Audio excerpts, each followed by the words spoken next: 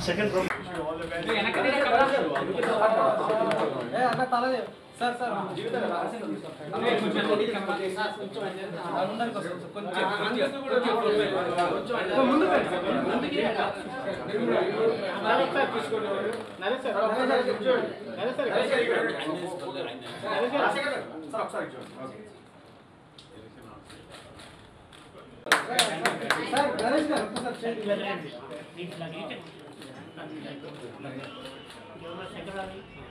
sir, you not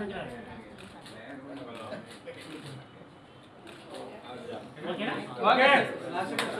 Welcome. First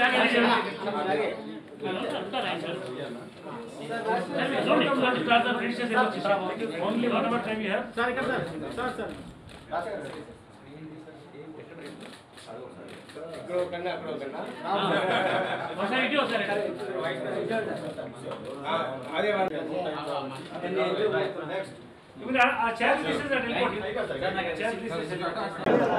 Naresh గారి నాయకత్వం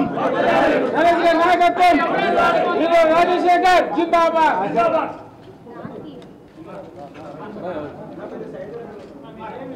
రాజశేఖర్ గారు నరేష్ గారు జీవిత గారి నాయకత్వం. నరేష్ గారు రాజశేఖర్ రెడ్డి గారి నాయకత్వం.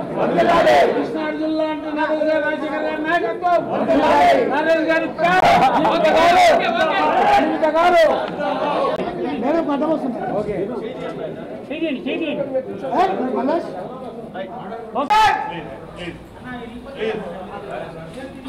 పాత్రికేయ మా ప్రతి తెలుగు నటులకు అమ్మ 25 సంవత్సరాలుగా మేమందరం సాధారణ సభ్యులుగా పనిచేస్తూ వచ్చాం. ఒక్క టర్ము నేను రమ్మంటే జాయింట్ సెక్రటరీగా వచ్చాను, వెల్ఫేర్ కమిటీ చైర్మన్గా చేశాను. ప్రెస్ మీట్లో క్లియర్గా మిగతావన్నీ మాట్లాడతాం. It is not the time to talk much.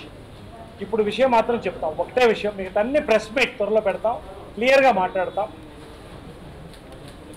మాలో సాధారణంగా ఎన్నికలు మేము కోరుకోము, ఎందుకంటే అందరూ ఒకటే కుటుంబం. గతంలో 1-2 సార్లు ఎన్నికలు జరిగాయి, ఎందుకంటే భారతదేశం అతిపెద్ద ప్రజాస్వామ్యం కాబట్టి ప్రజాస్వామ్యబద్ధంగా ఆలోచనలు వేరైనప్పుడు ప్రజల మెంబర్స్ల అభిప్రాయం పట్టి ఎవరు ఉండాలనేది నిర్ణయించబడుతుంది. గత టర్ము రాజేంద్ర ప్రసాద్, శివాజీ రాజా, నేను ఉండగా శివాజీ రాజా ప్రపోజ్ చేసి అందరూ ఒక్కొక్క టర్మ్ ఉంటే బాగుంటుందంటే నా మిత్రుడు రాజేంద్ర ప్రసాద్ చాలా గౌరవంగా, చాలా హుందాగా ఒక టర్మ్ చేసి తప్పుకోవడం జరిగింది. నన్ను ఉండమంటే శివాజీ రాజా కూడా కాదు, నువ్వు చెయ్యి, నీకు ఇంట్రెస్ట్ ఉంది, బాగా చెయ్యాలని నేను కూడా చెప్పి అబ్జెక్షన్ చేయడం జరిగింది. ఇప్పుడు 3వ టర్మ్ వచ్చినప్పుడు నేను రాజీనామా చేద్దాం అనుకున్నాను. అక్కర్లేదు, ఇక చాలు, నాకున్న బిజీలో నేను చేసుకుంటూ పోదామని. ఒక టర్ము ఒకళ్ళు చేయాలనేది క్లియర్గా పరచూరి గోపాలకృష్ణ గారు, వెంకటేశ్వర గారు అందరూ ఉండగా శివాజీ రాజా, రాజేంద్ర ప్రసాద్, నేను అందరూ తీసుకున్నాను. మళ్ళీ ఒకసారి శివాజీ రాజా గారు పోటీ చేయాలన్నారు. నాకేం అభ్యంతరం లేదు, కానీ 100 మంది మెంబర్స్ నాకు ఫోన్ చేసి ఒక్క టర్ము మీ కుటుంబం లక్షల రూపాయలు డొనేట్ చేయడమే కాకుండా ఇప్పుడు మాకు అండగా ఉంది, మిమ్మల్ని ఒక్కసారి మేము చూడాలని చెప్పి వాళ్ళు చూస్తున్నారు. ఉన్నటువంటి ఒక ప్రపంచనం 100 కొద్ది ఫోన్లు నాకు రావడం జరిగింది. నేను ఎప్పుడు పదవుల కోసం పాకులాడింది లేదు, బిరుదుల కోసం పాకులాడింది లేదు, పని కోసం పాకులాడతాను. మిగతావన్నీ నేను ప్రెస్ మీట్లో మాట్లాడతాను. ఈ టర్మ్లో అందరి నిర్ణయం పట్టి సరైన అంగీకరించాను. పెద్దలు అందరూ దాదాపుగా అందరూ ఒక ఆశీర్వాదం ఉంది, అందరూ మీ వెంట ఉన్నామన్నారు. మెంబర్స్ పెద్ద ఎత్తున మిమ్మల్ని గెలిపిస్తాం, మీరు రావాలని కోరుతున్నారు.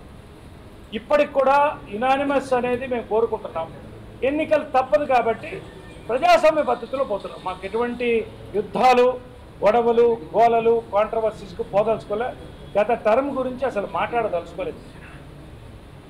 అయితే నేను ఫస్ట్ వెళ్ళి సంప్రదించింది ఈ దంపతులు, రాజశేఖరన్ జీవితం. వాళ్ళిద్దరూ చాలామంది చెప్పుకుంటారు, అన్నం పెట్టినటువంటి దంపతులు. ఎంతోమంది కార్మికులకు కానీ, కళాకారులకు కానీ, ప్రజల మధ్యన ఉండి ఇటు రాజకీయంగా కానీ ఇటు సామాజిక పరంగా ప్రజల కోసం పనిచేసినటువంటి వ్యక్తులు. కాకుండా వీళ్ళిద్దరు నా బాల్యమిత్రులు, తన నా చెల్లెలతో సమానం. కాబట్టి రాజశేఖర్ని నేను అడిగాను, మీ ఆవిడని 26 సంవత్సరాల్లో గతసారి నా బాధ ఏంటంటే జయసుధా గారు లాంటి ఉన్నతమైన వ్యక్తిని ఓడిపోవడం జరిగింది. ఇలా కాకుండా ఐకమత్యంగా ఒక మహిళా జనరల్ సెక్రటరీని నేను నిలబెడతాను, నువ్వు అవకాశం ఇస్తే.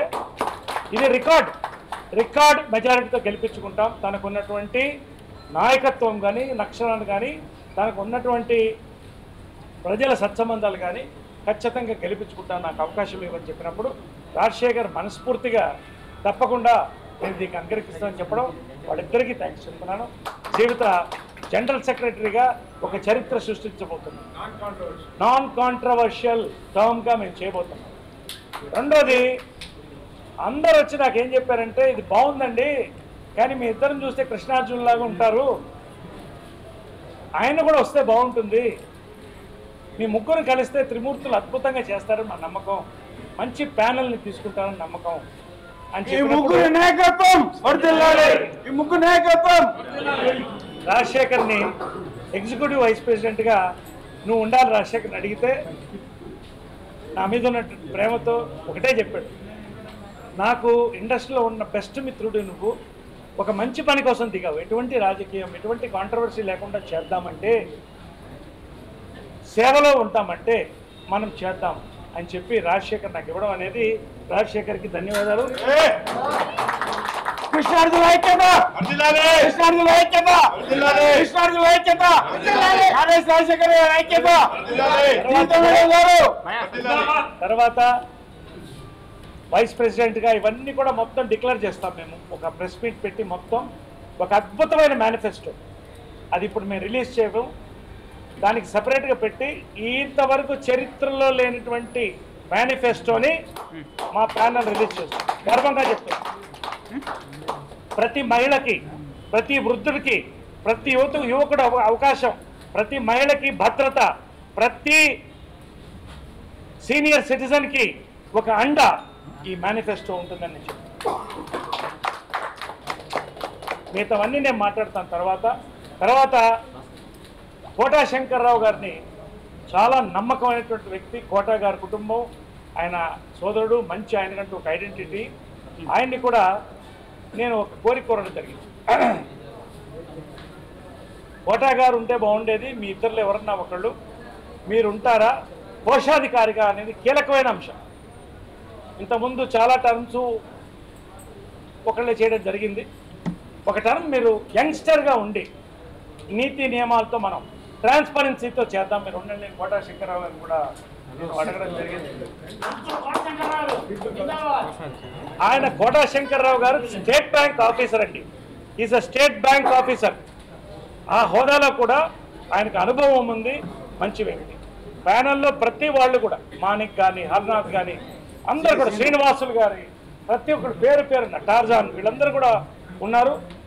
ఆలీ గారు మన ప్యానెల్లోకి వచ్చారు, శివబాలాజీ వచ్చారు, చాలామంది యూత్ వచ్చారు. అన్ని పేర్లు, చాలా ప్యానెల్ ఓవర్ఫ్లో అవుతుంది. మాకు ఎక్సెస్లో ఉన్నాము, మంచి పీపుల్ని. మేము ఒకటే కాంట్రవర్సీ లేని టర్మ్ని చక్కగా మర్చిపోలేని టర్మ్కి మీకు అందిస్తాము. దీని డీటెయిల్స్ అంతా మేము ప్రెస్ మీట్లో మాట్లాడతాం, ఇంతకంటే నేను మాట్లాడదలుచుకోలేదు. ఇప్పుడు election date is 10th of March from morning to evening 5. That will be the election date. అందరు కూడా ఈసారి అత్యధికంగా వచ్చి ఓటేయాలని చెప్పి ఒక కొత్త టర్మ్కి మీరు ఇవ్వాలని చెప్పి నేను కోరుతున్నాను. అదేవిధంగా